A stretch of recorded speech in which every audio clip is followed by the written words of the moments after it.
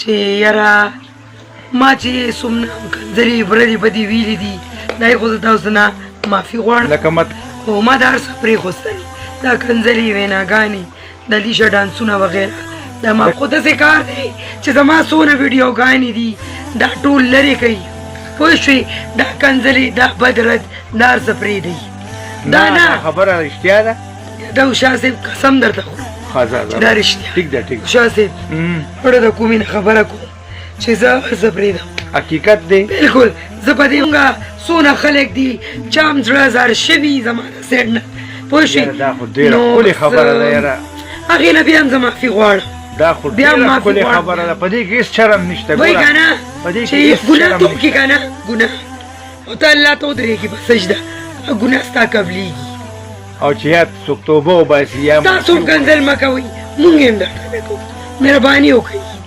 مه کوئ کنځلې مه په زړه کې بوخت ساتئ مهرباني به ستاسو ډېر ښکلی اقدام دی ډېر زبردست صاحب نه دا مولوي صاحب چې دی دا هم یادوم که نه دا زموږ علما دي دا ویډیو چې تاسو وکتله زموږ د تورسرې د خپلې زندګۍ چې څومره زندګي تېره شوې د هغې نه توبه ویستلله او چې کومه لورکۍ ده هغې هم د خپلې زندګۍ نه توبه ویستلله دا ډېر د خوش قسمتۍ خبره ده جي الله جل شانو مخکې توبه ایستل ګورې نبی علیہ الصلوۃ والسلام فرمای بهترین ګناهګار ګوره بهترین ګناهګار هم شو بهترین هم شو وای بهترین ګناهګار هغه دی چې خپل ټول ګناهونه د الله مخې ته کیږي او توبه وباسي نو تاسو وایئ جناب یو قسم د ګناه نه خالي نه دی ښه اوس یو کس وایي چې زه ګناهګار نه یم زه پاک صفا یم نو یا خو هغه نبي دی نبي دی نعوذ بالله نبیان بن شوي د نبی علیه السلام نه پس بل نبي نه راځي او یا هغه فرشته ده د فرشتې نه هم ګناه نه کیږي نور جي د نوم انسان نه به خامخا غلطي کیږي خامخا ګناه به دې کیږي ښه همونږ د څوارلسمې صدۍ مسلمانان یو جي او نبی علیه الصلاة والسلام فرمایي التائب من الذنب کمن لا ذنب له وای توبه ویستونکی داسې دی چې ګویا داړو توبه کړي ني ښه او بهترین ګناهګار کم یو دی چې بس توبه وباسي او الله جل شانه ته یو څو اوښکې ډېرې خوښي ښه یو د هغه ګناهګار اوښکه چې د الله جل شانه د یې رسئ د سترګو نه راوځي نو الله جل شانه د ستاسو د ارادې له او ستاسو د توبې له مستقل دوام ورکړي او توفیق ته ول الله جل شانه ورکړي ستاسو د ارادې له او جناب الله جل شانه معاف کوونکی دی ښه د الله تقنطوا من رحمت الله د الله جل شانه د رحمت نه امیده کېږي نه ګوره بن اسرائیلو کې یو کسو او ډېر خطرناک انسان و ډېر د ګناهونو یو بونډري کراس کړې وه او دې خلکو ویستو په زوره باندې ځه اوس د شا به ځه د کلي نه ویست جي او په ځنګل کې پناه واخیسته په ځنګل کې پناه یې واخیسته او هر کله چې د مرګ وخت رالی نو لاندې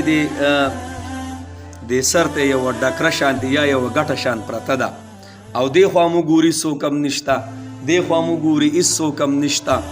بره کتی نشي د حیا د وجې نه خو بهر کې بیا هم بره وګوري داسې او چې وګوري نو ای الله وایي ستا نه علاوه مې هېڅ څوک هم نشته ای الله ما خو داسې ځای نه دی پرېښی چې ما پې ګناه نه دی کړی ای الله ما خو داسې یو مقام نه دی پرېښی داسې یو خبره مې نه ده پرېښی چې ستا حکم مې مات کړی ای الله هر ځای کې لت پت یم خو ای الله ستا نه علاوه څه دی ستا نه علاوه بل در زمونږ نشته ای الله ته مونږ معاف کړي نو په دې حالت کې ته رخ لاړې موسی علیه الصلاة والسلام باندې وحی وشوه چې لاړ شه او په پلاني ځای کې یو مسافر پروت دی او ټولو خلکو ته اعلان وکړه که څوک د ده په جنازه کې شریک شو د هغه به بخښنه زه کومه دا خو پرېږده د ده خو پرېږده که څوک د ده په جنازه کې شریک شو الله اکبر کبیره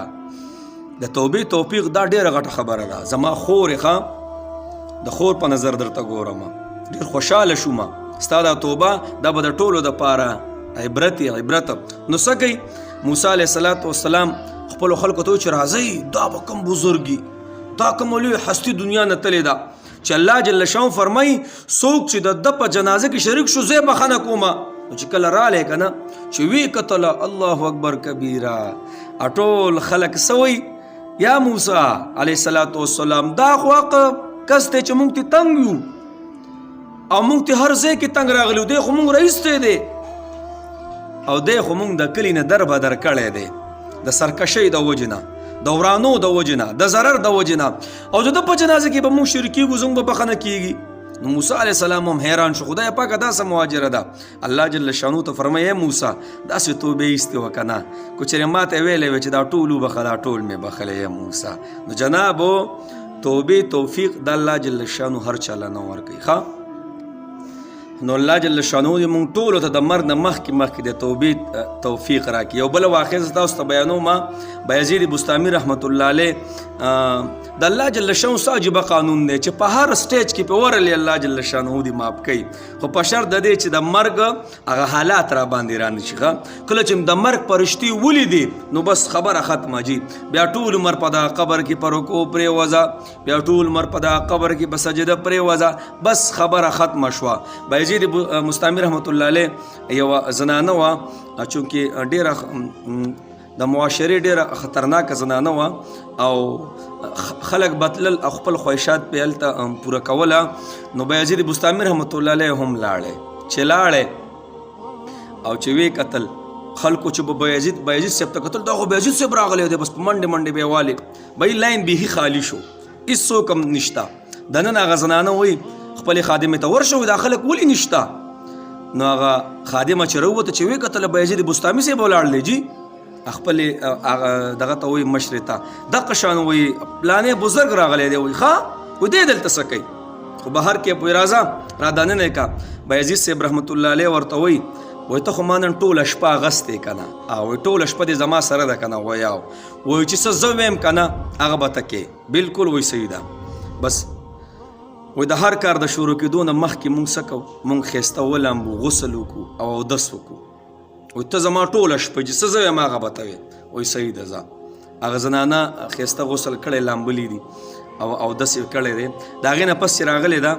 بایزید صاحب ته وایي ښه نو وسو. نو بایزید بستامي رحمت الله علیه ورته فرمایي وایي د هره اکو ښه کار دی او کو بد کار دی، د هغې د شروع کېدو نه مخکې مونږ 2 رکعته مونځ کوو.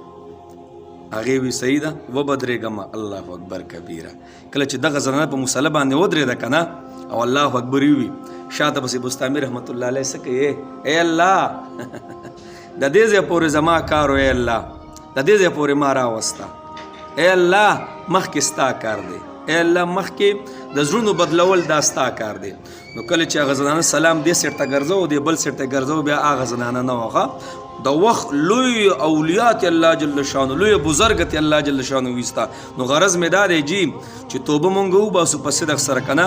الله جل شانو زموږ ټول ګناهونه معاف کوي، او آینده به داسې زندګي راکړي که نه چې خلک پراته حیراني. او بیا خاص کر د میډیا دا ګناه دا چې دا دایمي ګناه ده، دا بیا ختمیږي نه. نو زما ټولو هغه مسلمانانو ته خواست دی،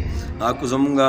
علما حضرات دي، اکو زمونږ عوام دي، دې خبرې تاسو ټولې واورېدلې چې نورې کنځل تاسو مه کوئ. صحیح ده جي. ګوره که څوک د چا د وجې نه ګناهګار یې ذمهوار به هغوی، که چېرې بیا مونږ کنځلې کوو، کنځلې بیا کوو او دوی بیا هغه کنځل شروع کې برداشت نشي کولی، نو بیا به زما ستا پوره ویسئ. نو یو ورځ زه بیا یو پیره زه بیا ویم زما خورې ډېر خوشحاله شوم. الله دې ستاسو ټول خاندان له د دې توبې باندې استقامت نصیب کړي، الله دې ستاسو دنیا او آخرت ښایسته کړي، او الله دې ستاسو په هر څیز کې برکت واچي. زموږ دعاګانې سره سیدې جي الله مرته خوشحاله ساتئ.